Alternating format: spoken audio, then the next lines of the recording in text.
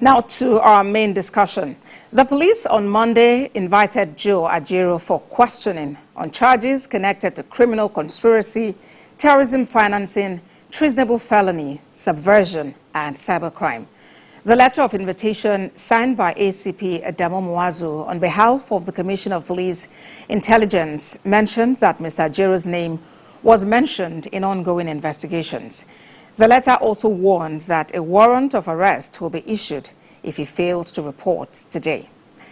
Meanwhile, the Nigeria Labour Congress has requested an extension of time for its president, Joe Ajaero, to respond to the police invitation over the allegation of terrorism financing. In a letter by solicitors to the NLC, signed by Samuel Ogala, it said Joe Ajaero is unable to honor today's invitation as he has an engagement that had been fixed before the receipt of the invitation. The letter also stated that Mr. Ajaero is prepared to attend the interview on Wednesday, 29th of August.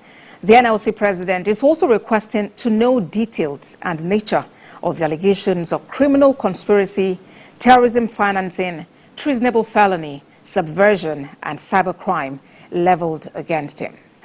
In the meantime, members of the union earlier today gathered at the union's headquarters in Abuja as a show of solidarity for the NLC president. For more on this development, Secretary General of the Trade Union Congress of Nigeria, Nuhu Toro, joins me via Zoom from Abuja. Good to have you join us, Mr. Toro. You know, there's been a lot of questions as to why the NLC is making a noise about the invitation extended to Joe Ajaero by the police for questioning. Could you take that question again? Yes, I'm asking why there seems to be a lot of noise. Why is the NLC making a noise about police inviting Joe Ajaero for questioning? Mr. Toro, please. Well, I think the point is basically that people have a right to their opinion. So you can decide to call it making noise. You can decide to call it whatever you like. But the truth is, the invitation came to us with root shock. Root shock in the sense that if there are such grievous allegations, we expect a thorough investigation preceding the invitation. However, we are not also mindful that is in the course of the interaction that some of the gray issues will pop up. But it's not that we are making noise. It's just that we are deeply surprised with the invitation. I mean, with the caliber of persons involved. If it were maybe a principal officer or an assistant secretary of the NLC or the TUC, I mean, it will have been a different ballgame entirely. But this is the president of a trade union center we are talking about. So that position is sacred. It's not even Ajaero. It's the workers. It's the workers. It's an affront against the workers.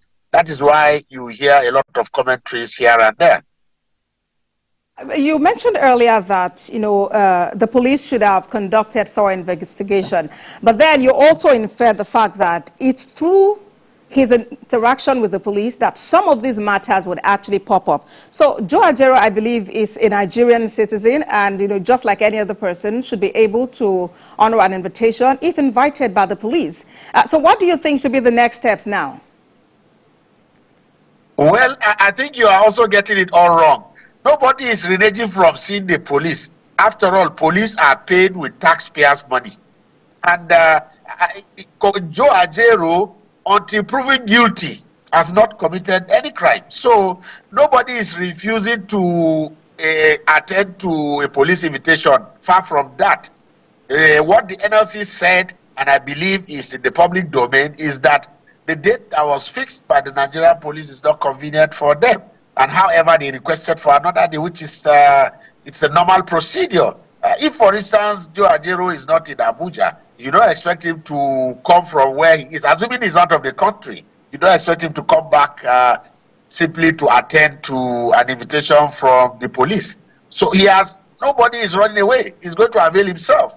He's going to avail himself and tell them what he knows as far as the allegation whatsoever is concerned. So for us, like I said, it came with root shock. Root shock in the sense that we would have expected the police to be more diligent, to have done their due diligence, before coming up with this invite. But however, Joe Ajaero will avail himself, will interact with the police and tell them what he knows as far as these allegations are concerned. Mr. Torre, when you talk about due diligence, one somehow wonders what that means, because at the moment, I'm not sure I've heard of any concerns being raised about the police saying they are yet to conclude investigations, on this case, and which is actually one of the reasons they are inviting him. But then, what do you make of the gathering of NLC members earlier today in solidarity with Joe Ajaero? Is that supposed to be some form of intimidation of the police, or what exactly? No, I'm not sure this assertion is correct. It's erroneous, because we don't have guns. The working people have only their membership. We don't have guns. The police have guns. So if you invite a president of a trade union center and his members are coming to say what is the problem, or they are coming to make inquiries about why the invitation, is there anything wrong in it? But is this really about inquiries, Mr. Toro? Is this about inquiries? Yes. You have them with their fists up there chanting, and with different slogans they are making there. Is that just a show of support or what?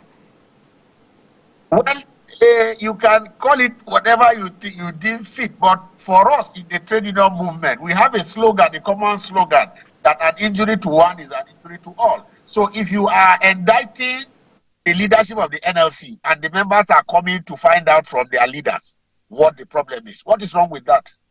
There's nothing wrong with that. They are not carrying guns. They are not carrying weapons. Don't forget, they are harmless Nigerian workers. So I don't see anything wrong in that. I don't see anything wrong in that. All right, now, so Mr. Ajaero has requested to appear on Wednesday, 29th of August. Do you have the confidence that he would actually appear before the police to answer to the questions leveled against him? Why not? I am very confident that he will appear. He had conveyed that to the police. We are men of honor and integrity. He will definitely appear. He will appear before the police on that date that he has alluded to. Secretary General, Trade Union Congress of Nigeria, Nuhu Toro, thank you for talking to us on the program. Thank you for having me.